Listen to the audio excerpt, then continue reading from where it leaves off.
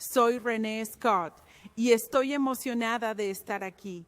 Soy miembro de Grace Family Church desde 2007. Soy parte del equipo de enseñanza y quería compartirles un hecho divertido. Muchos saben que tengo una gemela idéntica, pero lo que quizás no saben es que nos presentamos a la audición para ser las gemelas de Double Mint para el comercial de ese chicle. ¿Recuerdan ese comercial? No quedamos. Y este semestre analizamos la enseñanza de Jesús del Sermón del Monte. Quiero que abran sus Biblias en Mateo 5, 21 al 26.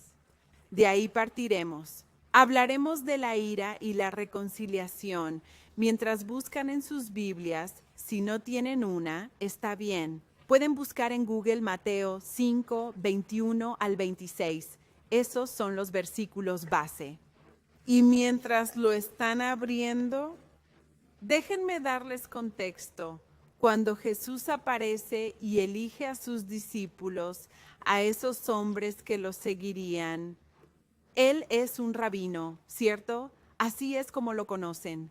Aún no se ha revelado como el Mesías. Es un rabino. Esa palabra significa que es un maestro. Él toma la Torá, que eran partes del Antiguo Testamento, los primeros 5 libros del Antiguo Testamento. Él toma esa Torá, la lee y comparte enseñanzas basadas en ella. Les enseña cómo vivir una vida de rectitud. Así que esa vida justa simplemente significa vivir bien. Y por eso, al retomar, esto es lo que Jesús está haciendo en su Sermón del Monte. Y hay muchísimas enseñanzas clave en Mateo, capítulos 5 al 7.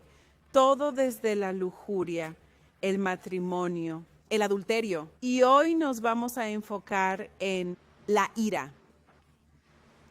Y les compartiré a qué nos referimos con ira, porque la ira es una emoción que sentiremos en la vida. Pero esto realmente habla de cómo dice Jesús que debemos manejar la emoción de la ira y luego cómo resolvemos la emoción real de la ira. ¿Cómo resolvemos ese conflicto? Ahora deben tener en sus Biblias Mateo 5, versículos 21 al 22. Ahí nos enfocaremos hoy. Y esto es lo que dice: oísteis que fue dicho a los antiguos, no matarás, y cualquiera que mate será sujeto a juicio. Versículo 22. Pero yo os digo que cualquiera que se enoje con su hermano será responsable ante el juicio. Quien insulte a su hermano será responsable ante el concilio, y quien diga necio será responsable del fuego del infierno. Vaya, hay mucho ahí. Y comienza en el versículo 21 recordando un mandamiento del Antiguo Testamento, Éxodo 20, 13, donde dice, no matarás. Eso es lo que dice el versículo 21. Oísteis que fue dicho a los antiguos, no matarás. Les recuerda este mandamiento de los 10 mandamientos del Antiguo Testamento.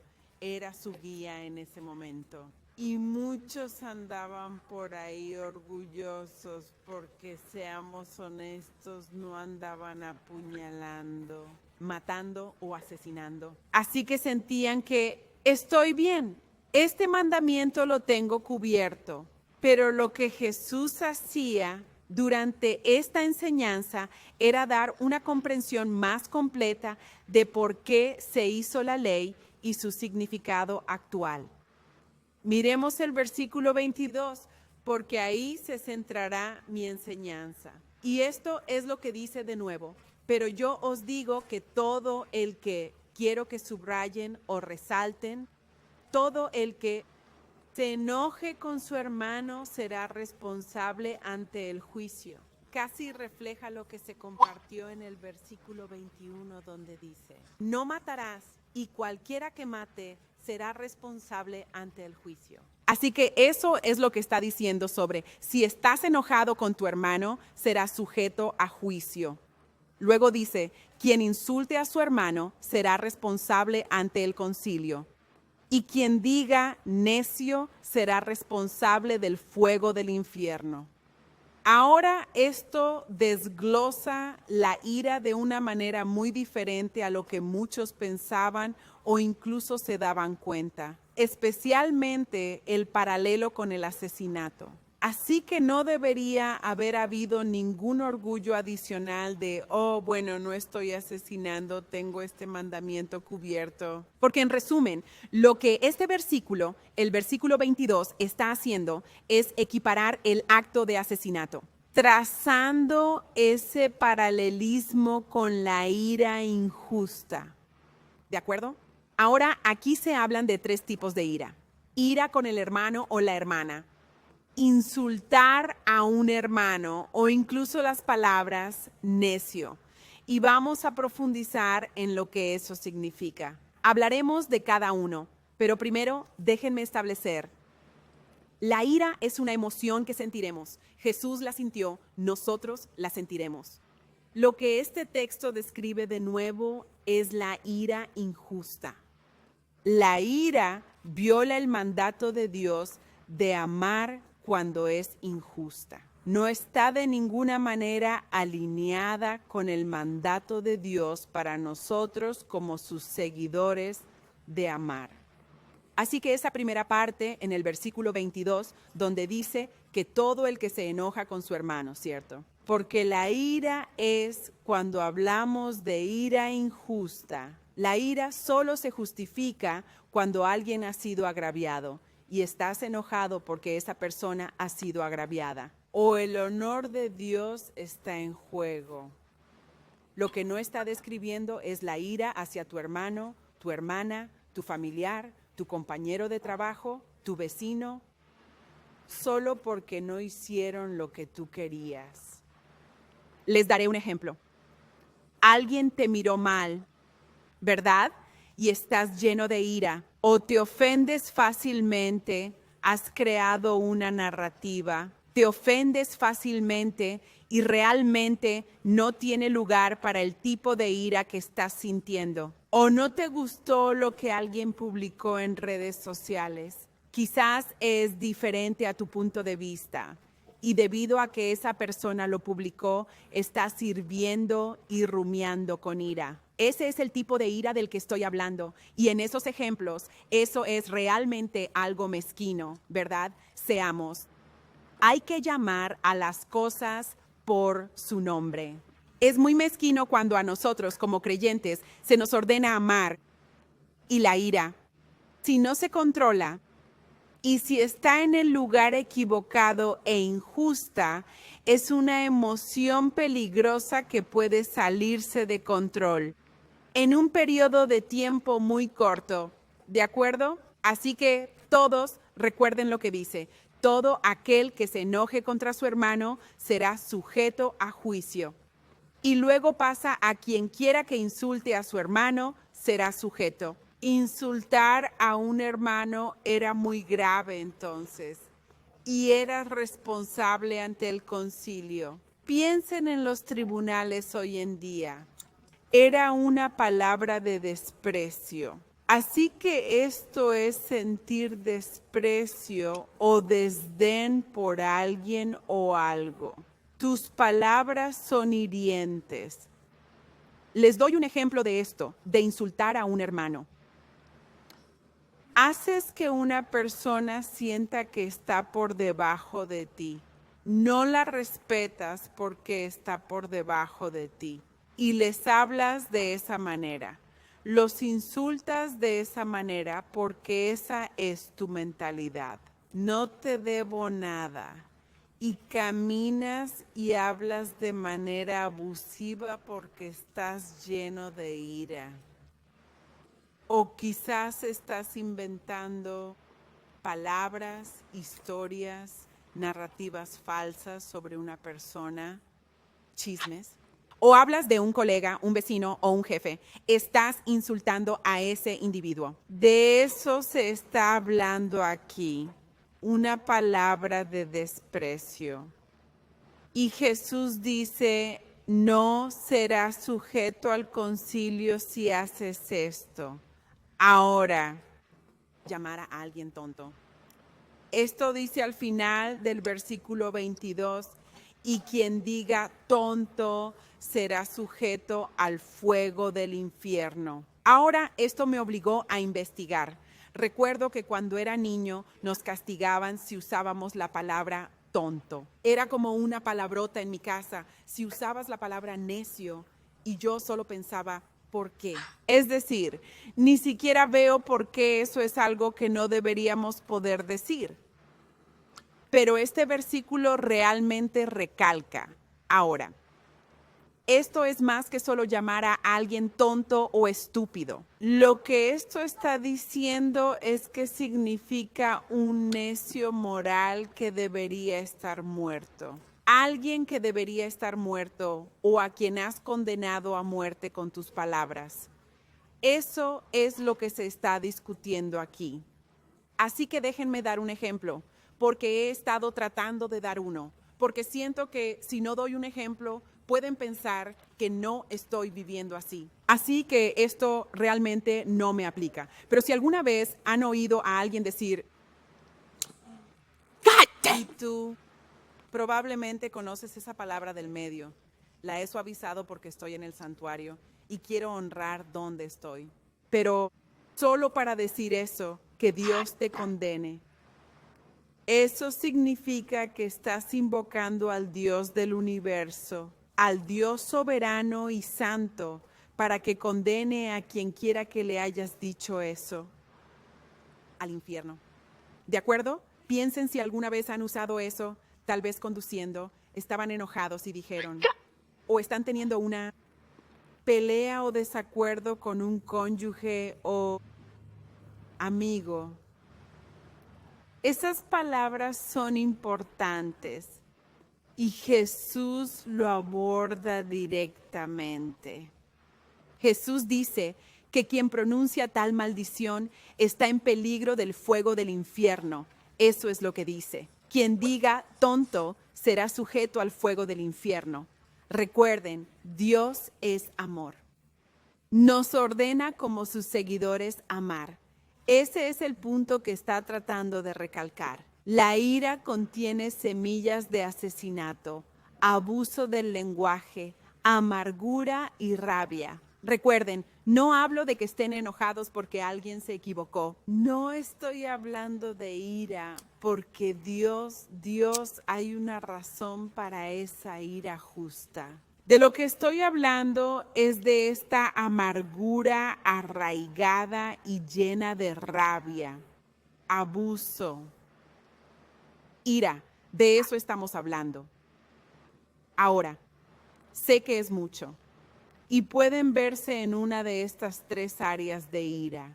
Yo sí me vi. Sé que he usado algunas palabras. Sé que he tenido algunos pensamientos porque Jesús no solo iba tras sus palabras, también iba tras sus acciones, ¿de acuerdo? Así que me vi en esto y pensé, Dios mío, pero aquí están las buenas noticias. Jesús siempre tiene buenas noticias.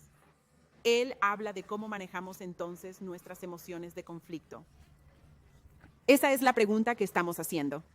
Y así nos da instrucciones directas sobre cómo reconciliarnos si se ven a sí mismos en alguna de estas formas de ira. Muy bien, espero que estén listos para las buenas noticias porque yo lo estaba después de leer todo eso. Así que hay tres maneras que él comparte en las que debemos reconciliarnos. Y lo que dice es, uno, queremos reflexionar, queremos recordar, ¿verdad? También queremos ir y ser rápidos en ir. Muy bien, veamos qué dice aquí. Mateo, versículos 23 al 25. Así que dice, si estás ofreciendo tu don en el altar y allí recuerdas que tu hermano tiene algo contra ti. El versículo 24 dice, deja tu don allí delante del altar y vete. Esa frase termina en vete. Primero, reconcíliate con tu hermano y luego ven y ofrece tu don. El versículo 25 dice, ponte de acuerdo rápidamente con tu acusador mientras vas con él al tribunal. No sea que tu acusador te entregue al juez y el juez al guardia y seas puesto en prisión. De acuerdo, el versículo 23 dice, si ofrecías tu don en el altar, ¿verdad? Piensen, venimos a la iglesia y traemos nuestro don. Sean nuestros talentos, nuestros dones, nuestras bendiciones financieras. Algunos dan en línea, pero muchos conducimos a la iglesia, ¿verdad? Durante este tiempo viajaban bastantes distancias para llevar su don al altar. Y el Señor Jesús está diciendo, si recuerdas que hay algo que tienes contra alguien o que ese hermano tiene algo contra ti, Él dice, deja ese don en el altar. Casi como dar la vuelta, dejar ese don y ser obediente en lo que te estoy diciendo de reconciliarte con ese individuo.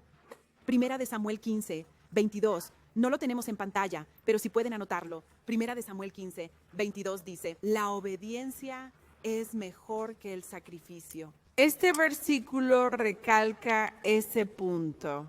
Jesús quiere que nos reconciliemos con la persona antes de siquiera traer nuestra ofrenda, nuestros talentos, nuestros dones. Hablamos de nuestros dones y talentos ofrecidos al altar, no solo de dinero.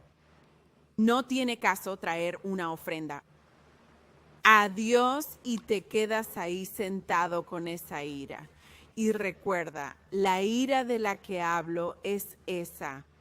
Semilla de disputa, amargura, enojo, rabia, resentimiento, ira contenida, enojo injusto. ¿Verdad? De eso es de lo que estamos hablando aquí.